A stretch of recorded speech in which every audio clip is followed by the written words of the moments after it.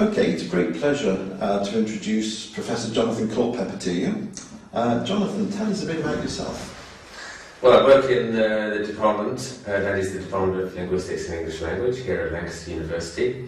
I think my interests span three areas. One is the English language, particularly historical matters. Another is pragmatics, which is to do with the usage of language in context and the meanings that are expressed. Particularly, the thing I'm particularly interested in is politeness, how we're polite to each other, and also the opposite of that, impoliteness. And the third area I have some interest in is stylistics, the analysis of literary texts. Those are the areas that I deal with. And I suppose you characterise yourself as a corpus, not necessarily as a corpus linguist, but a linguist who uses corpora when appropriate. Exactly. I think of myself more as a corpus user. However, in that I don't design and make the programs that analyse the texts, but I have been quite heavily involved in corpus building. Okay, well we'll hear about that I think in a moment, especially with relation to your historical. Exactly, yes. Okay. So what first attracted you to using corpora? For me, it was the solution to a number of problems. The main one, actually I didn't have to go to the historical stuff for this, is that I had an interest, this is in the mid-1990s. So you're starting with corpus and historical? Yes, I mean, because that's where I started, that's where I began. And in fact, the problem I needed to solve came before the corpus stuff did. Okay. And the problem was that I was interested in what was conversation like 400 years ago in English. An easy question to answer. Hideously difficult question to answer. No recordings? No recordings. The most you've got are some records or reconstructions of conversation. Things like court records, things like exactly, that. Exactly. So court records, sometimes in a courtroom, but also hearings in front of a magistrate, depositions. They're rather different from what you'd imagine today's ones to be like. The courtroom 400 years ago wasn't so formulaic. So people were shouting and asking to go to the loo in the middle of proceedings and all sorts. So there is much more flexibility, and it's actually more conversational. Right. So I think that's one obvious source I would be interested in. But they kept records, that's a key similarity. They did keep records, and so yes, that means there's stuff there that I can kind of look at. I say they did keep records. The records are not so good before about 1600, but after that they get better. Okay. And they're sort of written out in longhand. I guess shorthand wasn't invented.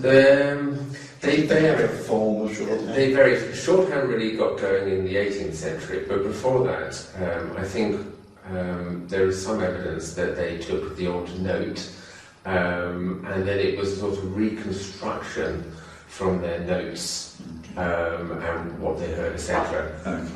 But in fairness, this is probably about as good as we're going to get. That's as good as you're going to get. Conversations from 400 years. But the nice thing is it's not the only source of information. So you've got that, but then if you take a play, a script, a dialogue in a play, okay, it's fictional, it's a construction, but what they're trying to do is to animate the dialogue in a speech-like way. In a speech-like way. Yeah. So, in fact, speech-like was exactly the term that I used to talk about these texts. The degree to which they're speech-like was how I ordered them.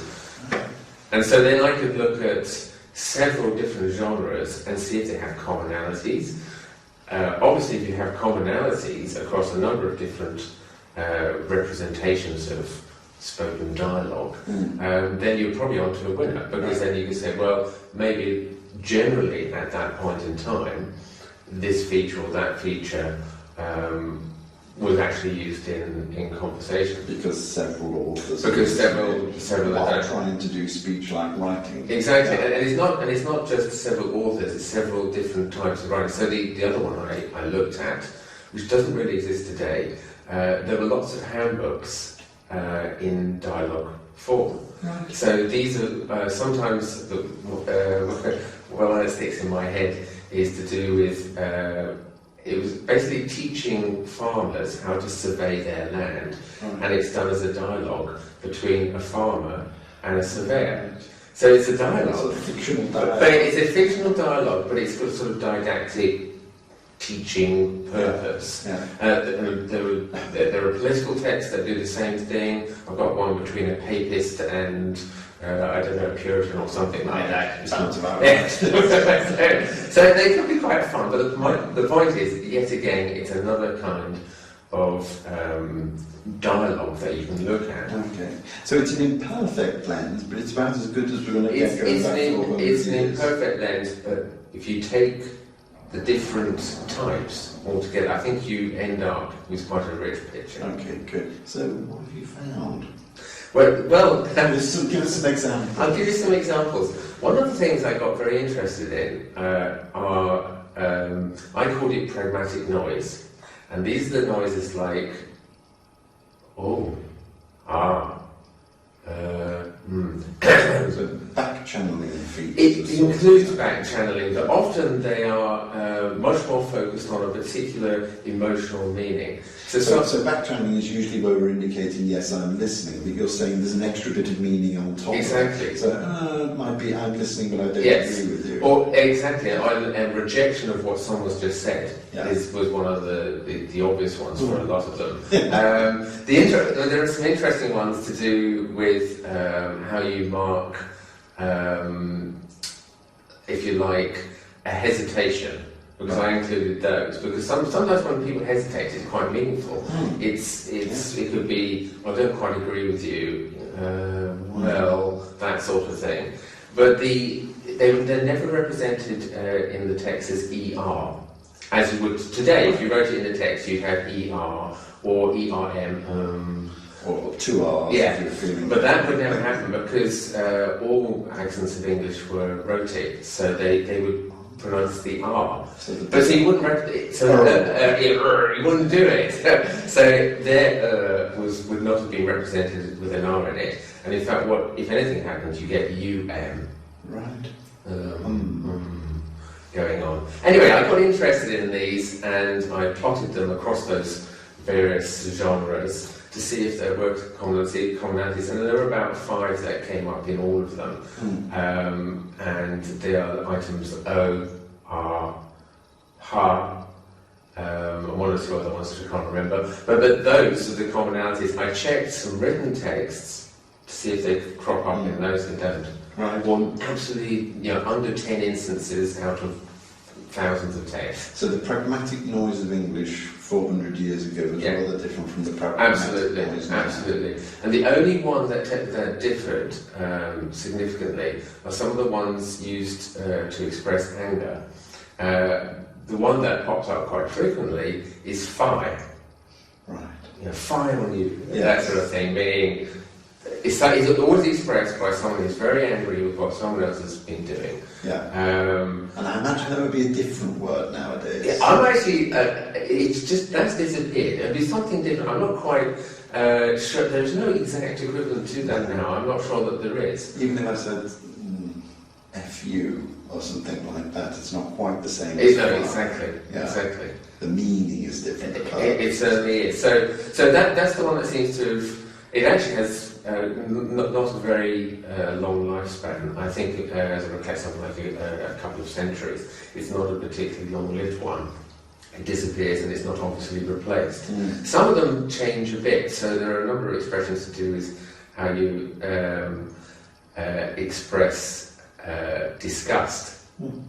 Now you could have yuck. Or hug or something. I think it's one of the ones now. Yeah, exactly. You have those, but in those days, the most you get, the occasion you get HEM, as a hem, and that was so it's shifted a bit. But one of the things I was interested in is whether, some of them change, whether they actually maintain phonetic similarities as they go along. Right. So. Quite Yes, similar. they're actually quite similar in terms of what you're doing with the amount when you produce it. Yeah. One's to express pain or surprise typically have an R. It's that kind of vowel, and they still do. Right. But these are very culture specific, so I say they still do for English, but actually if you look at some other languages, It's different. there are differences. Well, this is clearly an important use of corpora then, I guess, because there are no native speaker intuitions for you to appeal to for languages that were spoken 400 years ago, and the only intuitions you build up would be by reading a great deal of the text. That's right. I couldn't go and interview people. I can get them to fill in a questionnaire. You know, when someone pokes you, what noise do you make? It's a pretty artificial question. I don't think that work very well. But fortunately, I mean, okay, there are issues to do with there are recordings in text, and of course there may be some that are not recorded and all that sort of thing. But I have no choice. But if I want to track these across all those text types, it would have taken me years and years to do it. So the only solution I had was to go down the corpus route, because then I could search on certain things. Well, the word phi, of course, links through to some other research you've been doing using corpora, as I recall, which is on impoliteness. Yes. And I guess that phi wasn't a particularly polite thing to say back then. No. I'm not sure. I mean, it correlates very much when people are angry. It's actually, you see, again, if you go for phonetic similarities, it's fricatives. Yes. The fur. I won't go into the details for today. That was the example I drew upon immediately. Well, when I used that example previously. There may. I mean, again, I think my hypothesis would be that there are phonetic similarities for some of these things, even if the exact word disappears for a bit. Yeah. And so that seems to me entirely plausible. Yeah, when I've talked or written about that in the past, I've always said that there's no, well, I would claim there's no intrinsic property of negativity to fricatives or so-called guttural sounds, but there might be a social linkage or sort of accustomed usage of these sounds in certain contexts perhaps, but that would have to be proved by quite an interesting looking study. But you can think of perfectly innocent words with these sounds in that actually sound quite similar to those less innocent words. Absolutely. But I can feel the ice cracking beneath my feet, and I'm about to use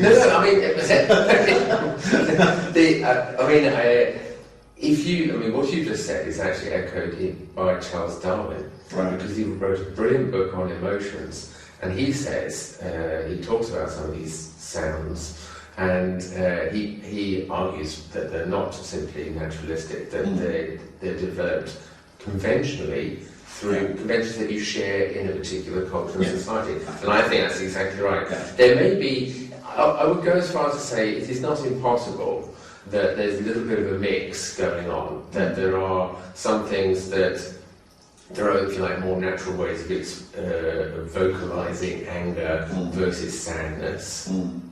That is, I think, possible. But exactly what you get seems to me to be a matter of convention within a particular culture at the end of the day. And those conventions change over time and differ across languages and cultures at any point in time. We agree completely. Let's talk a bit more about your work on impoliteness then. How do you use corpora to explore that, and why? Well, I mean, there is a kind of parallel here, because I started looking at those pragmatic noise items in historical text because I wanted to get a handle on, in a sense, what I could generalise about. There's no point in looking at just one, well, there is a point, but you could just look at one text and then talk about what happens in one text, and then try and extrapolate about whether it's general or not, but it wouldn't be proof. An atypical text. Yes, exactly. It's not exactly proof. You just end up with another hypothesis, effectively. So I suppose what sent me down that route was precisely that I've been working on meanings in interaction, and particularly how we offend other people through impoliteness. And I wanted to find out, are there ways in which people more regularly offend other people, or at least are there words and expressions that people more regularly find offensive. Yeah. It's actually very much the effect that is important rather than actually the person doing it. Yes. For these things. So what I did is I looked at, for about 15 years I collected video recordings, lots of examples of people being impolite to other people. I looked at exactly what they were saying, and then I would take that expression. I then looked it up, searched in a large corpus. It was actually Oxford Corpus English. Yeah. 2 billion words. It had to be large, and then Large because the words are relatively infrequent. exactly. And sometimes I was interested not just in a word but in the expression. Which made it even more likely that your frequencies would be low. So, well, shut up is one, but then you've got various permutations of things you can put shut up. And so you've got permutations that you can put in, and once you start doing that, it becomes rather difficult. And actually one thing I was interested in is when people say, you bastard to someone, how many modifiers can they put in the middle? You Dirty something bastard. How far does it go? Bastard. And it regularly goes to about 2 items in the middle. You don't get more. Okay. But I proved that from looking at the corpus. I just looked down at the number of hits you get for you bastard, number of hits you get for you something bastard. Do you know what I mean? Oh, no, I have my numbers, and there we are. I'm able to say, well, yes. This is regularly used as an expression. You can modify it up to a certain point. Moreover, when I look at it, I never assume. You can say to someone, "You bastard," in quite a friendly way, as a sort of solidarity Yes, thing. you can. So what I would, Or even admiring. absolutely. So I'd get my list, and I'd actually knock out. Sometimes I'd take a sample, and I would work out how many were actually causing offence, Right. and I'd only count those. Okay. So Good. that was the thing that, and so to give you a counter example, shut up is rarely implied. It sounds strange to say it, but if you actually look at what goes on, people rarely take it as something that Even is. with the modern usage of it, it's more friendly disagreement. It is. Oh, shut up. Exactly, that's exactly the case. If you modify it by sort of putting things that exacerbate it, it pushes it over into something that people then react. How dare? Yes, exactly. And then they'll say, "How dare you say that?" Now, the fact that they say that means it's evidence for me that they took it as offensive. Okay. And so then I was able to say, well, if you start modifying it in this way, you get something that's offensive.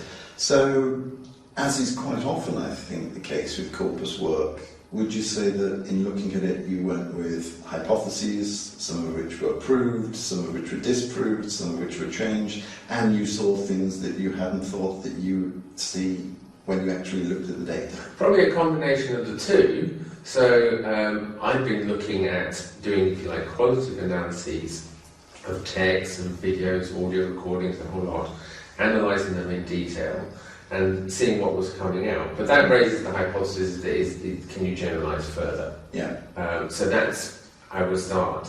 But there are other things I found you could do that I hadn't got out of my original qualitative analyses at all. So the other thing I got very interested in was meta-language, talk about talk.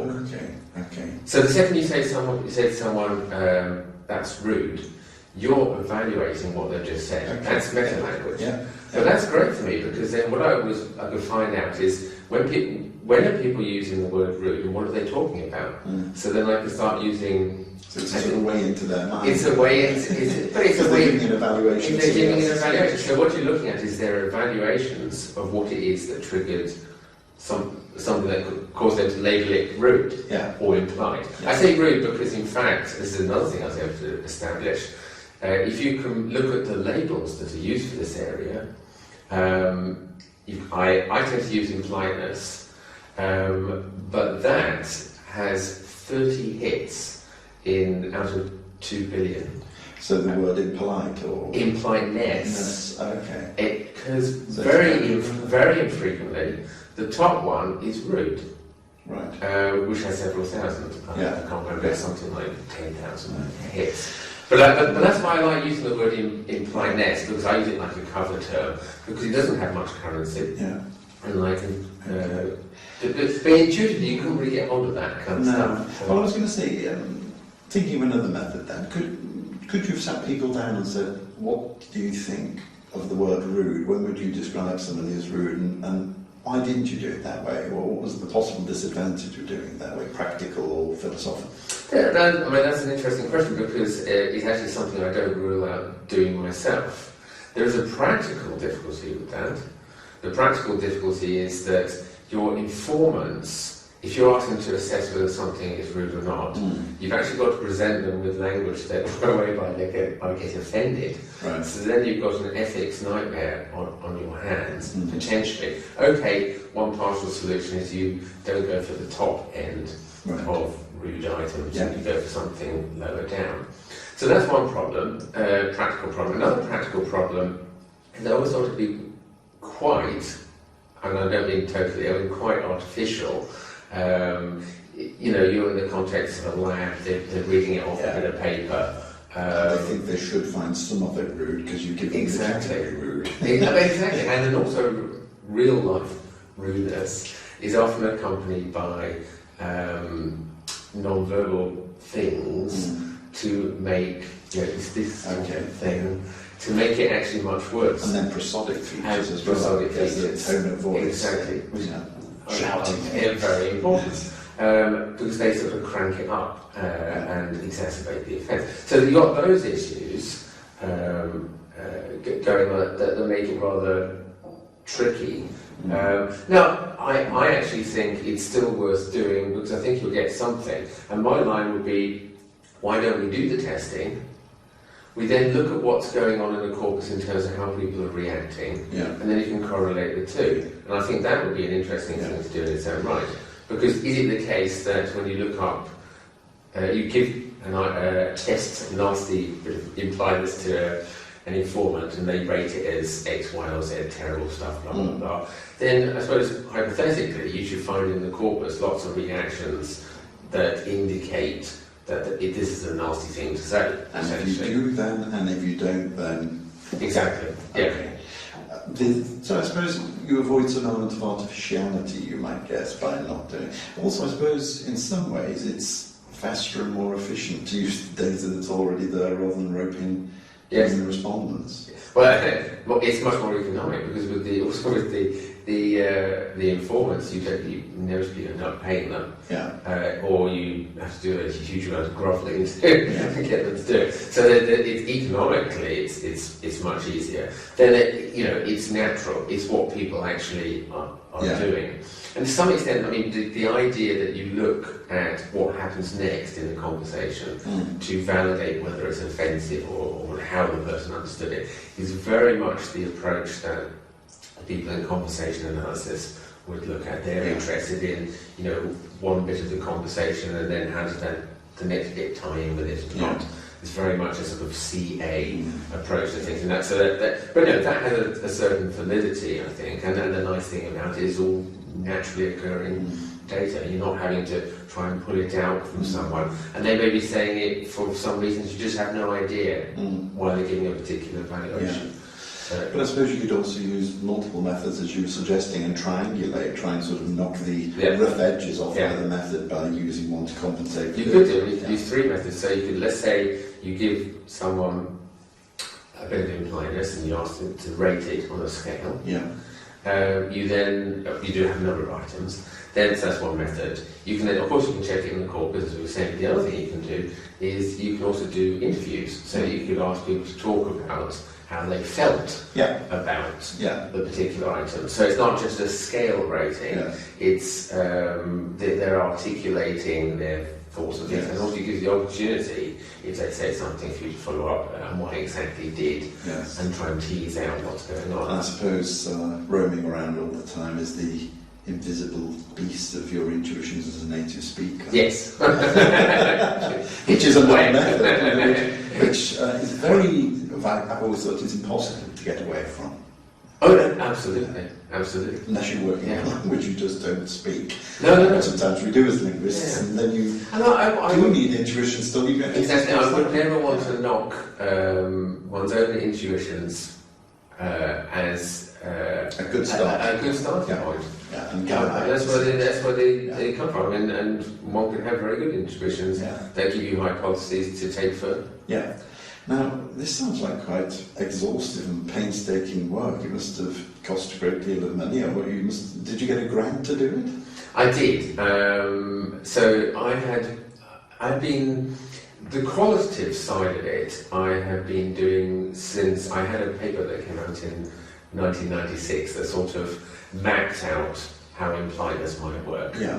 And then I did various follow-up papers, all of the qualitative kind. In fact, the second biggest paper on this was in 2003, and I looked at the prosodic stuff you mentioned earlier. So that was one thing that came up in that, and so on. But I wanted to take it much further, and so I applied in 2005 for an ESRC fellowship. So that's one of the UK Research Council. Exactly. American Social Research Council. Exactly, and that started, I got it, and that started. congratulations. Thank you. And that started in 2006. So I had a 3-year Okay, so you had the opportunity time to do the to research. do it, and so I put together a huge number of things. I actually did more qualitative kind of analysis. In a sense, the biggest thing that came out of that was a book. Yeah. So I had more qualitative analyses in there. One chapter is devoted to corpus-based Okay. searches, particularly looking at the meta-language and what happens when you describe something as rude. Okay, well, we'll make sure that we get a reference to the book up on the website so that Okay. people want to, if they want to, they can follow it up. Essentially, it's my name, Culpepper, plus impliedness would probably do it. But yes. You're well known for the politeness. Unfortunately, I'm a polite person there. But okay, so there was that, and I also did some empirical testing as well. I had students, mild stuff I should hasten to add. I had students rating various sentences in particular Oh, so contexts. you've done some of this training. So I've done that. So in fact, in the book, I tried to put those things. A multi-method is the way to go. Yeah, I think you're right. Every method has its own limitations and Yeah. flaws and biases. Yeah. You put them all together, and you've got a stronger platform. Yeah, it's what I always describe as the toolbox. Yes. Each tool can do something, and you try to use the tool to do something it can't do. It's not going to work. Yes. You actually need to use them in concert. One last question then. It strikes me that a lot of what you're saying could have practical applications. Did you look at that at all during your fellowship? Yes, I did, because in fact, I would often start, when I was about to give talks, I would usually spend the first 2 slides justifying why it was worth doing. Okay, there are linguistic reasons why it might be worth doing, but actually there are a lot of reasons to do with the kind of impact it has in society. I think it was 2009 that Tony Blair put up his respect agenda. I don't know whether you remember that, but government started taking interest in civil interactions, in everyday interactions.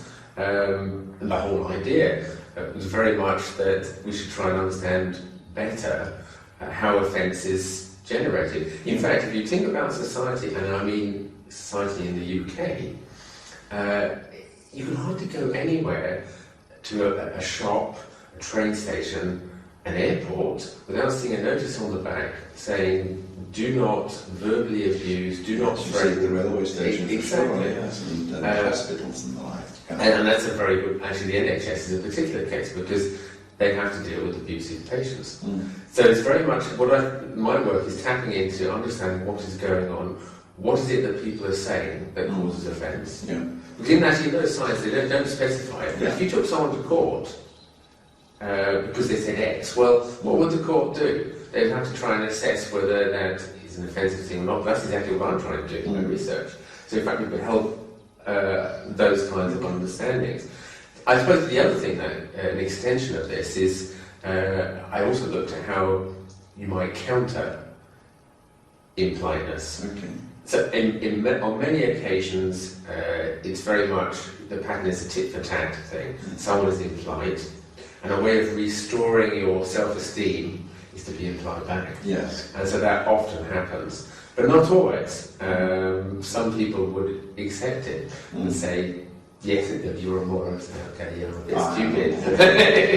It might sound a bit bizarre, but actually some people would do that, and that could completely diffuse the situation. It's not what the other person would be expecting. So there are ways of managing these things, and that's something I started to look at. There's still more work to be done there.